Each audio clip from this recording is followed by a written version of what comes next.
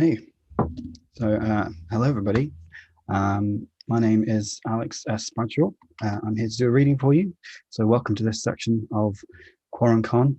I'm going to do a reading for you from Windborn, which is this lovely tome here, which is out on the 28th of April. It's one that I've written.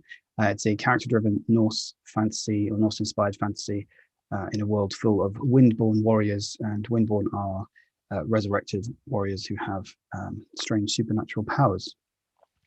The book follows Edda Greta's daughter, who's a shield maiden who just wants to live a peaceful life with her husband away from that overbearing chieftain. But of course, their fates have other plans, and she doesn't quite get what she wants. So I'm going to read something from the first chapter of Windborn, and I hope you enjoy it. Okay, chapter 1. A glut of plunder. The longship was too small. Men and women, stained from our raid, dripped sweat and worse onto the wet sand. They shouted and pointed, trying to be the first to load their spoils. The taste of blood still bothered me, and I turned back to the small waves clawing at my feet. As I crouched down to wash the blood from my face, the taste of salt seeped past my lips to mix with the iron. I spat a glob of blood and seawater onto the sand. Up and down the shoreline, others did the same. We stained the sea red. Edda! I splashed another handful of water on my face before I stood and faced Atli. What is it? I snapped. This was our first rest in what felt like forever, and we were about to be stuck together on a sea voyage for 5 days, if we were lucky, and longer if we weren't. Ask any raider, and they will tell you their last moments of solitude are precious. Go and get Bjolfa, he said, and pinched the bridge of his nose. I pushed myself to my feet and stormed over to the longship. It was beached in a sheltered cove near to the temple we had raided. The temple was too large for us to raid alone, but we had joined forces with the other longships who had beached themselves further along the shore. Each of them would be hauling their plunder onto their ships and making ready to leave before nightfall. The argument had grown more heated, and the air was heavy with a tension that suggested bloodshed was a single misstep away. I sighed as I heard my husband in the middle of it, his voice the loudest, and saw him jab a finger at the raid leader. Need to get home. We took the hostages to put them to work. We shouldn't wait to see if anyone comes to ransom them back. We need to sail. A chorus of agreement from the fighters behind him. Malka, our raid leader, raised a hand to try and placate the crowd. We should give them a few days to pay the bounties, Bjolfa. Gold is easier to carry across the sea. If they come for the captives by then, we should still be back with plenty of time for you to do your work on the farm. Some of the others looked unsure. Whatever Bjolfa had told them, he likely hadn't told them the whole truth. I took my hostages to help me with the farm. What good is gold when I need to get the flock in for winter? Malka balled her fists and looked around. She saw me and relief washed over her face. Can you talk to him? Bjolfa spun around, but his anger faltered when he saw me. He looked ready to continue the argument regardless, but my arrival provided enough of a disruption, and most of the onlookers had started to move away to collect their shields for the return journey. Bjolfa came over to me as he grumbled to himself, and I took his hand and dragged him to the sea. She wants me to leave the hostages behind, he said as I bent and soaked a strip of cloth in the water. Do we really need an extra pair of hands on the farm? Bjolfa huffed. You can never have too many hands. Maybe, I conceded and passed him the work rag. But we've managed fine so far, and if Malka takes the gold and silver instead of hostages, then we'll be able to hire help. If we get enough gold, we might even have enough to start our own farm. He stopped washing his face and frowned at me. We need help more than we need gold. We looked at each other. His face shone with a half-washed blood and dirt, and there was a blunt tiredness in his eyes. It had been a long raiding trip, and Bjolfa always worried about the farm, even if we were only away overnight. I sighed and went to him. His arms fell around my waist, and he rested his head on my chest. I leaned down and kissed the top of his head.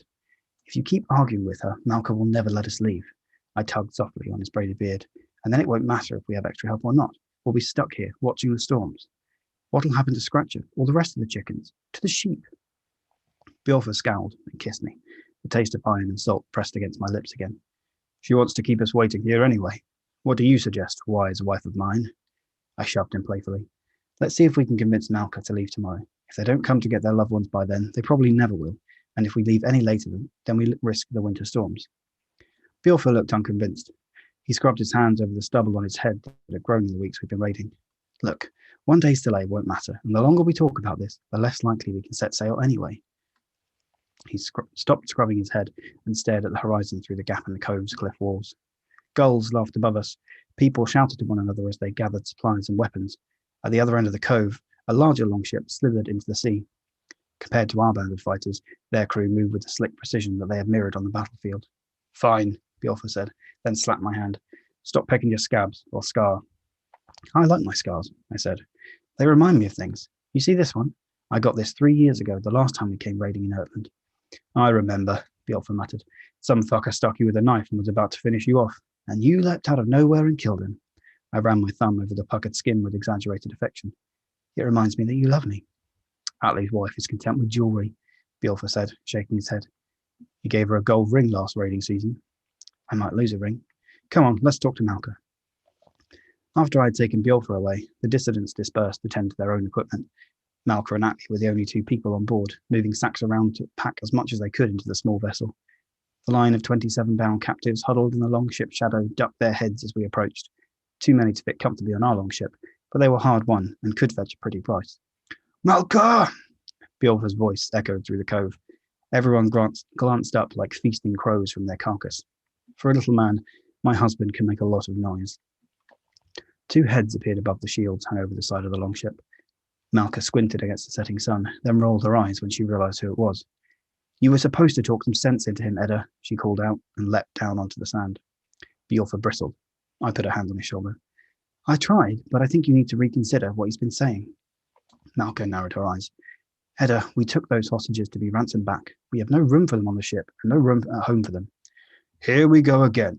Bjorfa threw his hands in the air. You and Dagna don't have room for them, maybe, but there's plenty of us who'd appreciate the help over winter. Try thinking of yourself for it, instead of thinking like that gold-hungry bastard. Malka took a step forward, putting Bjorfa into the shade of her bulk. There'll be none of that talk, Bjorfa. This is Dagna's ship, and I'm his representative out here. You speak ill of him, you speak ill of me. Malka, I said, stepping between her and Bjorfa. We've been out here for weeks. Dagna wouldn't want us to get back so late we miss the harvest, or can't get our animals in, would he? All for a little extra gold? Malka bit her lip. She played absently with the ring of woven copper on her arm, the ring Dagna had given her to show the oath sworn and loyalty owed. We wait another 3 days for them to pay, 1 day for each of the sacred trees, then we leave. I could almost feel the heat behind me as Bjorfa's anger rose again. It's taken us longer than that to drag them back here, I said. She looked at me. I saw the tension in her jaw loosen. We'd been on enough raids together to know that the longer you held hostages, the less likely it was their ransom was paid. She was wavering, and I was about to try and push her over the edge when a couple of rocks tumbled down from the nearby cliffs. Something about the stillness that followed made the hairs on the back of my neck stand on end. Malka felt it too. She straightened and looked away. The beach was silent. No one packed or spoke. Not even the gulls made a sound. Atli threw us our shields, then jumped from the longship and picked up a spear. We looked around, trying to find the source of our unease. All I could hear was the wind swirling in the cove and the rhythm of the waves, but years of raiding had taught me to trust my instincts and my fellow raiders. We gathered our weapons. Something snapped. A tiny sound, nearly lost under the quiet hiss of the sea. It came from the rocky path leading out of the cove, the path that led back to the temple. We moved together without a word. Malka, Bjorfa, and I layered our round shields to make a shield wall as Atli moved behind us, ready to stab his spear over our shields at whoever came too close. A bush beside the path twitched. Form up! Malka shouted out over the beach. Shield wall! Raiders all over the beach grabbed their weapons and scrambled towards us. A shout echoed out from the cove and caught the attention of the crews of the distant longships, though they were far too far to tell what was happening. Ahead of us, a warrior leapt from the bushes. For Edwin! He cried and drew a sword. As he ran forward, more figures emerged from the shadows of the cliff path and joined the charge. Chain shirts and half-helms glinted in the dim afternoon sun. Where were these fuckers when we attacked the temple? Bjorfa muttered. They must have gone for help, I replied, and slipped the knife from my belt. More and more fighters spewed from the cliffs like a tide of steel and vengeance. Ertland has rallied its defenders, though some clutched wood-cutting axes and wore no armour. They were so many, they threatened to overwhelm us with numbers alone. Shield wall! Malka shouted, voice strained with urgency. A few fellow raiders caught up to us and slammed into our shield wall. It wouldn't be enough. The rest of our raiders sprinted across the sand. They wouldn't reach us in time. We had dragged the longship too far up the breach. Our crew had gone too far in their need for solitude, and we would pay the price. The charging Ertlanders enveloped us like a sea serpent's jaws.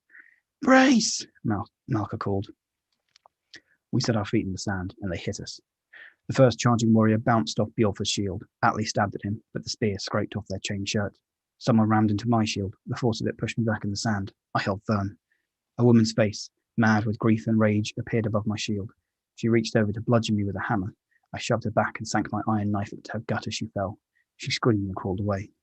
2 more fighters battered my shield. Axes swung down at me. I ducked, and their shafts bounced off my shield's rim. "There's too many," Malka said. "Fall back to the longship." As we tried to retreat, the Uitlanders charged around the edges of our shield wall and cut us off from the longship. They slashed and stabbed at us from all sides. Atli cried out and went to a knee as an axe found his leg. He speared his attacker through the rib, but another warrior took their place.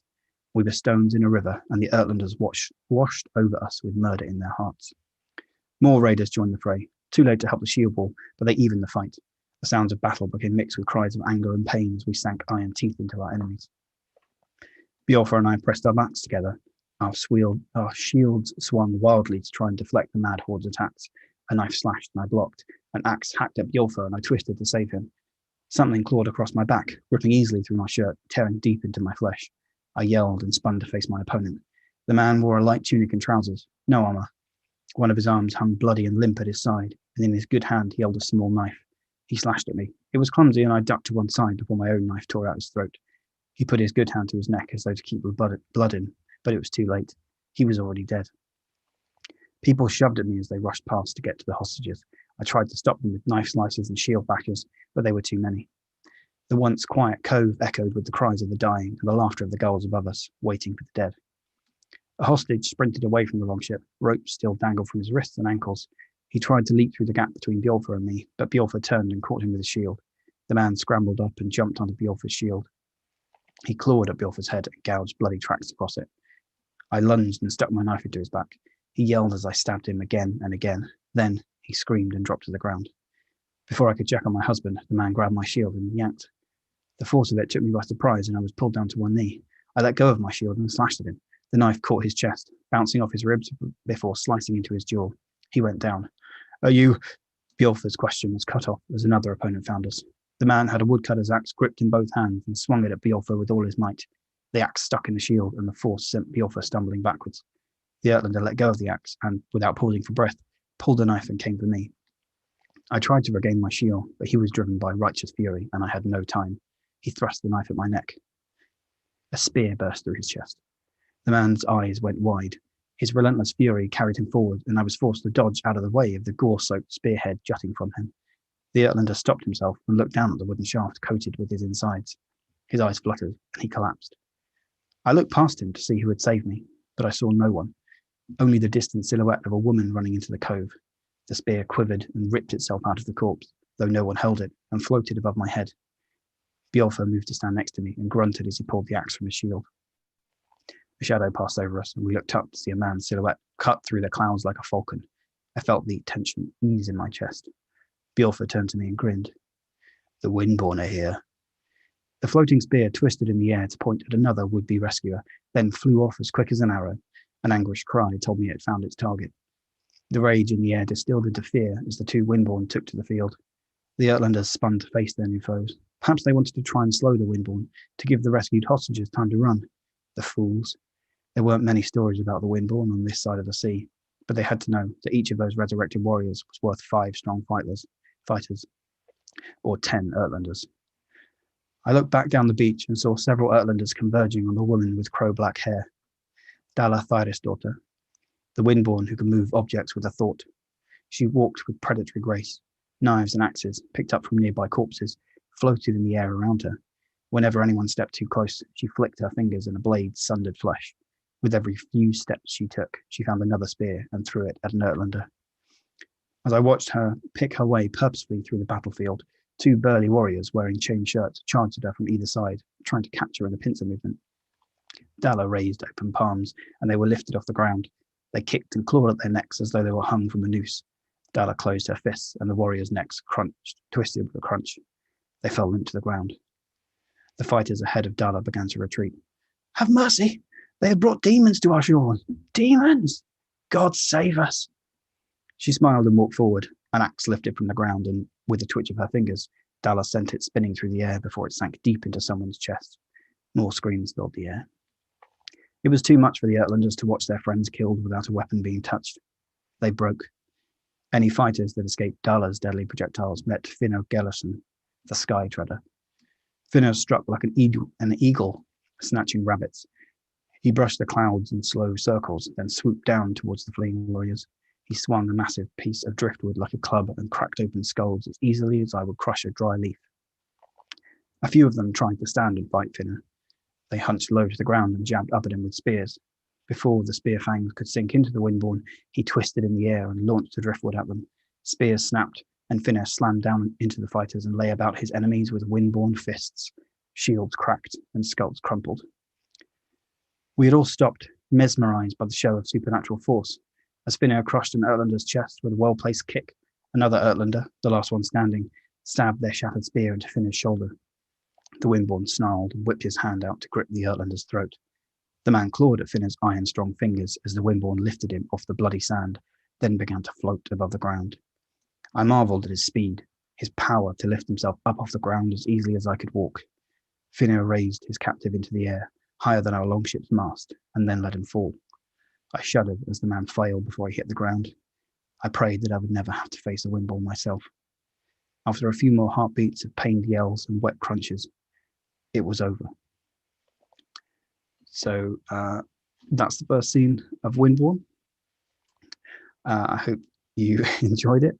I think I've still got a little while left, so I could pick up on another scene. But if there are any questions, then do let me know, and I can answer those. Otherwise, I might pick another short scene. That is probably about half of the first chapter. The rest of the scenes in the chapter are quite short ones as they get ready to leave Ertland and head home. So I'll just check to see if there are any questions. I don't think there are. So what I might do is just read another scene from further in the chapter. So they've dealt with the would-be rescuers at this point in the chapter, and they've sort of rested and recovered, and it's later on in the evening, and Edda and her husband Bjolfa have gone off to have some time alone before they're shoved on a ship for a few days, and they're just sort of lying kind of on almost on a cliff top, watching the northern lights.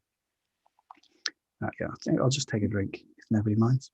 No objections. Great. Okay. We lay tangled together, safe under the folds of the blanket, wrapped in the heat of each other, and watched the night. The crisp stars shimmered as a line of green light appeared before them. Another line of light snaked across the sky, and then another until the night was full of dancing lights. It looked like the sky had cracked, spilling green and purple fire from another world. I held my breath. The gentle sounds of the shore and the shiver of dry grass that had been reassuring moments ago now felt too loud. I worried they would scare away the precious burning sky. Have you ever seen the wind so clear? I whispered. Bjolfa shook his head, but stayed silent. He found my hand with his and squeezed. The lines of light forked and danced above us, and we watched them for what felt like hours. As we lay beneath the long lines of green and purple light stretching from horizon to horizon, I understood why the gods destroyed the giants' bodies and trapped their souls as the winds.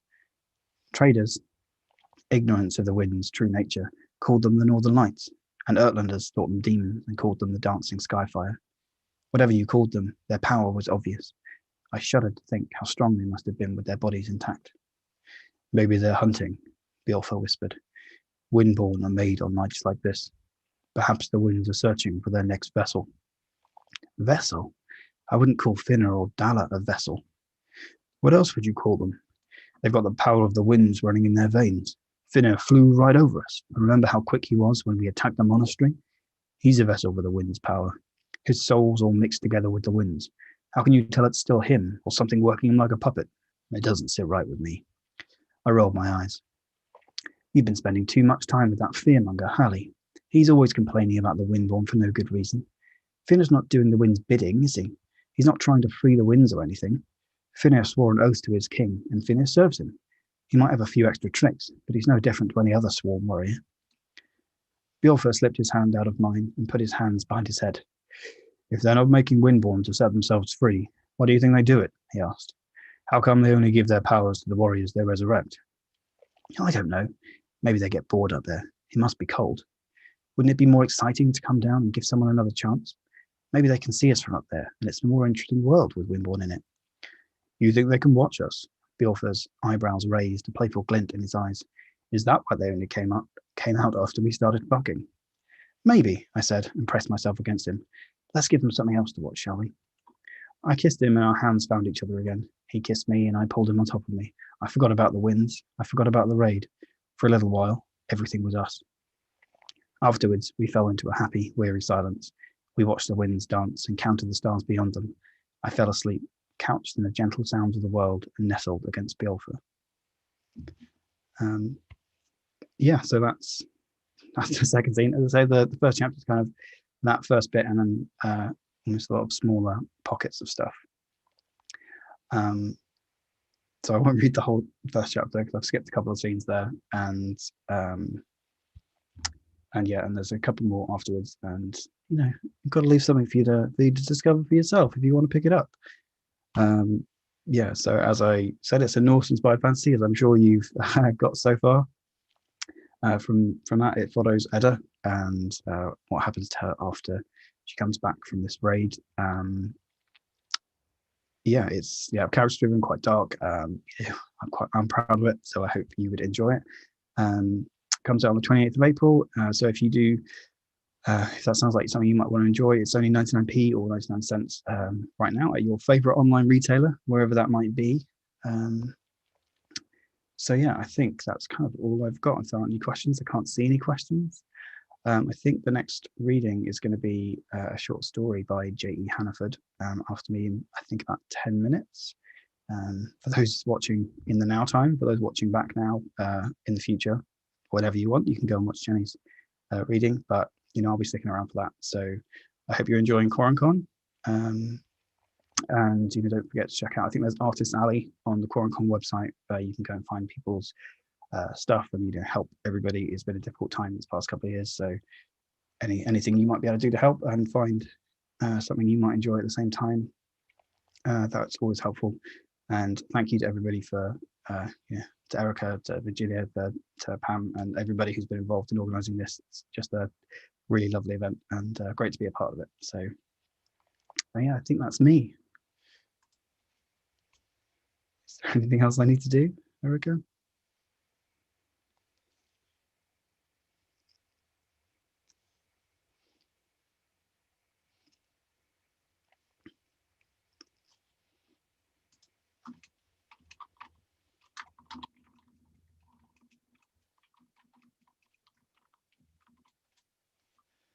100% sure. I'm just going to stay here quietly.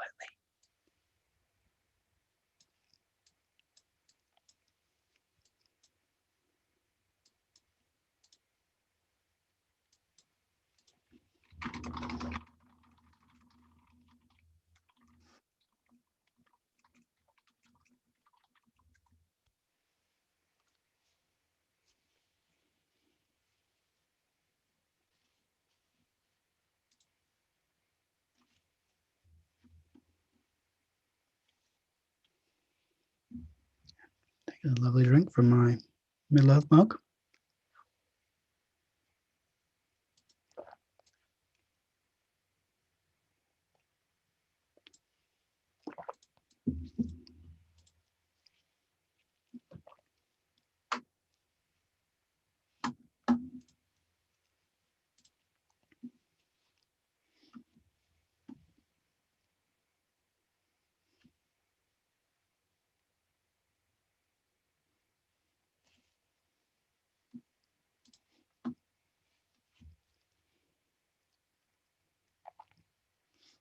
I think we've got about 5 minutes of the time left. So I'm not sure if we'll get cut off. I think we'll automatically get kicked off once Jenny starts, which is absolutely fine. You should go and watch Jenny's reading anyway. So what I might do, just as we're still going, is kind of plug everybody else who was involved in this. Obviously, it's self-published by me, but there's loads of other people involved in a process like this. And actually, I'm going to do a panel later, moderate a panel on indie flavors and just the different sort of paths that you can take in publishing that are outside of the remit of like the big five. So in the print version, actually at the end of the ebook version of Windborne, I have put in, if I can just find it on this page, some book credits. So you can kind of see easily who is who's involved. And I've got the beta readers, the editor, the cover artist, and the cover designer. So the editor is the ever amazing Sarah Chorn, who is over at Bookworm Blues, and she's written some amazing fiction as well as just being an amazing editor. So it's Seraphina's Lament of Shotgun Sky and Honey and Wildfires, I think, is the titles. Apologies, Sarah, if I got any of those wrong. And then the illustration itself, which actually goes all the way around, which is fantastic, is by Raf Herrera Lomerton, who has been doing some wonderful work with book covers recently. He just does wonderful work in general, but he's been he's just been working, I think it's Portal Books, which does Lit RPG, and he's been doing some great stuff there. And then the design of the typography and everything else is by Sean King, STK Creations. So again, all just amazing people to work with, and it's just, it's always a book is never a singular. Well, I don't think a book is ever a singular effort. It's always a team of people behind you, and all those people don't even include the people who've read it and help give me feedback and stuff like that.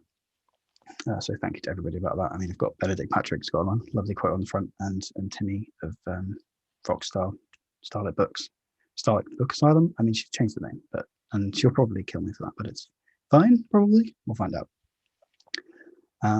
So yeah, that's everything I've got to say. So yeah, check it out if it sounds like something you'd enjoy.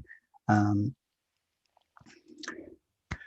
as I said, I mentioned J.E. Hannaford is going to do a reading in a minute, in 3 minutes. On my countdown saying 2 minutes and 45 seconds. So stay for that. Go and check that out. If you're watching in the future, then just go and watch that anyway. It's going to be there. And yeah, thank you for stopping by, and thank you to everybody who's been involved in QuaronCon and setting this up. It's been a blast so far. I'm looking forward to everything else that's going on.